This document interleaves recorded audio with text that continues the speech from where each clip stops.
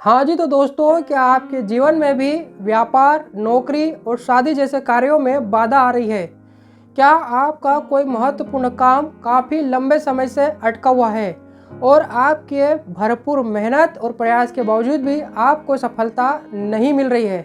आपके जीवन में निराशा और नकारात्मक भाव लगातार बढ़ रहे हैं। तो दोस्तों, आज मैं आपको एक ऐसे पवित्र और दिव्य महादेव के शिवलिंग के दर्शन और महत्व के बारे में बताने जा रहा हूँ, जिनसे आपके इन समस्याओं का निवारण संभव है।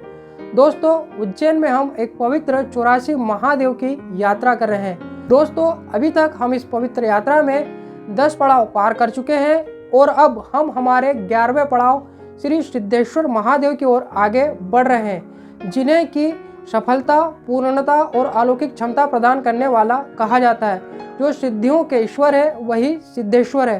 दोस्तों, यह हमारा जो 11वां पड़ाव सिद्धेश्वर महादेव है, उज्जैन में माँ शिप्रा के तट पर सिद्धवट घाट पर भैरवगढ़ में स्थित है। दोस्तों, हमारी जो ये यात्रा है, ये केवल एक यात्रा नहीं है, बल्कि यह आत्मा का परमात्मा से मिलन है। हमारी इस यात्रा में हमारा हर एक कदम भक्ति से परिपूर्ण है, तो हमारी हर एक सांस में श्रद्धा है। क्योंकि दोस्तों, ये जो यात्रा है, यह आस्था, भक्ति, श्रद्धा और विश्वास की है। मानो तो सब कुछ है, ना मानो तो कुछ भी नहीं। तो आइए दोस्तों, चलते हैं और दर्शन करते हैं इस पवित्र शिवलिंग के, इसके महत्व के बारे में जानते हैं, इसकी पौराणिक कथा को जानते हैं। दोस्तों, पौराणिक कथाओं के अनुसार एक बार ब्राह्मण लोग सिद्धियों की प्राप्ति के लिए देवदारू वन में कठोर तपस्या करते हैं। दोस्तों, इस तपस्या में जो ब्राह्मण लोग होते हैं वो एक से बढ़कर एक कठोर तपस्या करने का प्रयास करते हैं। जैसे कि कुछ ब्राह्मण लोग बिल्कुल शाकाहार होकर ये तपस्या कर रहे हैं, तो कुछ ब्राह्मण लोग केवल जल पीकर इस तपस्या को पूर्ण कर रहे हैं। कुछ लोग तो पत्ते खाकर तपस्या कर रहे हैं, तो कुछ लोग केवल एक पैर पर खड़े होकर तपस्या कर रहे हैं। यहाँ तक कुछ लोग उल्टे सिर होकर भगवान की तपस्या कर रहे हैं और सिद्धियों की चाह रख रहे हैं कि उनकी तपस्या पूर्ण हो और उन्हें उनकी मनचाही सिद्धियों की प्राप्ति हो। इस प्रकार दोस्तों, सारे ब्राह्मण लोग कठोर तपस्या कर रहे हैं। साल दर साल बीत रहे हैं, 100 साल बीत गए, लेकिन इन ब्राह्मण लोगों को इनकी सिद्धियों की प्राप्ति नहीं हुई, नहीं भगवान इन पर प्रसन्न हुए। इस प्रकार दोस्तों, एक लंबा समय बीत जाने के बाद भी जब इन्हें इनकी सिद्धियां प्राप्त नहीं हुई, मनचाही सफलता नहीं मिली, तो ये लोग काफ़ी निराश हो गए, इनके मन में नकारात्मक भाव आ गए। तब दोस्तों, इन्होंने सोचा भगवान कुछ नहीं होता, इस प्रकार से करने से कुछ भी नहीं होगा। ये लोग भगवान को ही उल्टा पुल्टा बोलने लगे और ये लोग नास्तिक बन गए। तब दोस्तों, एक भयंकर गर्जना होती है और आकाशवाणी द्वारा इन लोगों का मार्गदर्शन किया जाता है। दोस्तों, आकाशवाणी इन लोगों से कहती है कि आप जो ये लोग तपस्या कर रहे हैं, ये स्वार्थवश कर रहे हैं। आपके मन में एक दूसरे के प्रति प्रतिस्पर्धा है।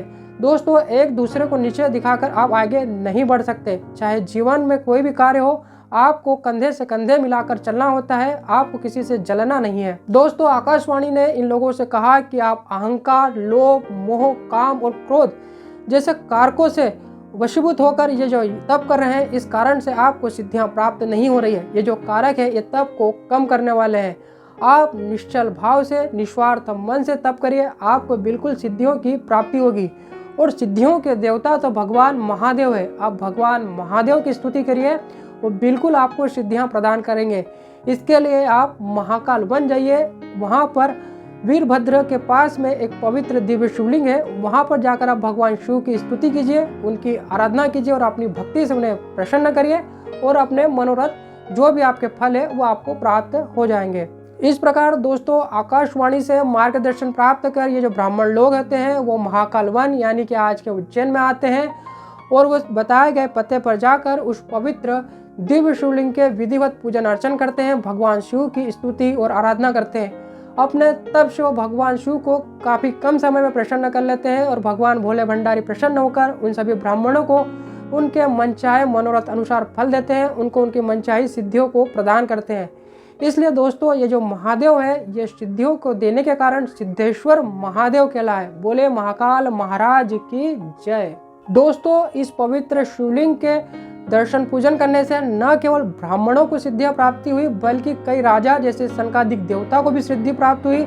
राजा वामुमन को खंड सिद्धि प्राप्त हुई, राजा हय को आकाश गमन की सिद्धि प्राप्त हुई, राजा विकृत वीर्य को 1000 घोड़े प्राप्त हुए और अरुण को अदृश्य होने की सिद्धि प्राप्त हुई। ये जो देवता है, ये जो पवित्र शिवलिंग है, ये सिद्धियों का देवता है। यहाँ पर जो आपके लंबे कार्य बहुत समय से अटके हुए हैं, आप यदि सच्चे मन से भगवान से प्रार्थना करेंगे तो वो जरूर पूर्ण होंगे। दोस्तों, श्री सिद्धेश्वर महादेव मंदिर केवल एक मंदिर नहीं है, यह सिद्धि की साधना का प्रतीक है। दोस्तों, जो भी भक्त साधक यहाँ पर आता है और सच्चे मन से भगवान शिव की स्तुति और आराधना करता है, उसको उसके मन अनुसार फल जरूर प्राप्त होता है।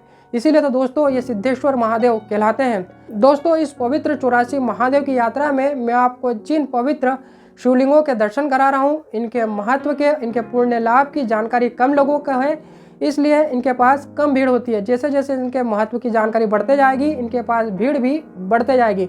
तो दोस्तों, जब भी आप उज्जैन आए तो 84 महादेव में से जितने के आप दर्शन कर सके करिए। यदि आपका कोई कार्य लंबे समय से अटका हुआ है, आपके जीवन में निराशा और नकारात्मक भाव आ रहे हैं, तो आप सिद्धवट आइए और इस पवित्र सिद्धेश्वर महादेव के दर्शन करिए, आपके सारे मनोरथ पूर्ण होंगे। तो दोस्तों, हमारी इस यात्रा में हमारा यह 11वां पड़ाव था सिद्धेश्वर महादेव मंदिर। अब हम हमारी इस यात्रा में हमारे 12वें पड़ाव की ओर बढ़ेंगे। दोस्तों, यदि आप इस पवित्र यात्रा में जुड़ना चाहते हैं तो आप हमारे चैनल को सब्सक्राइब कर सकते हैं। जय श्री महाकाल।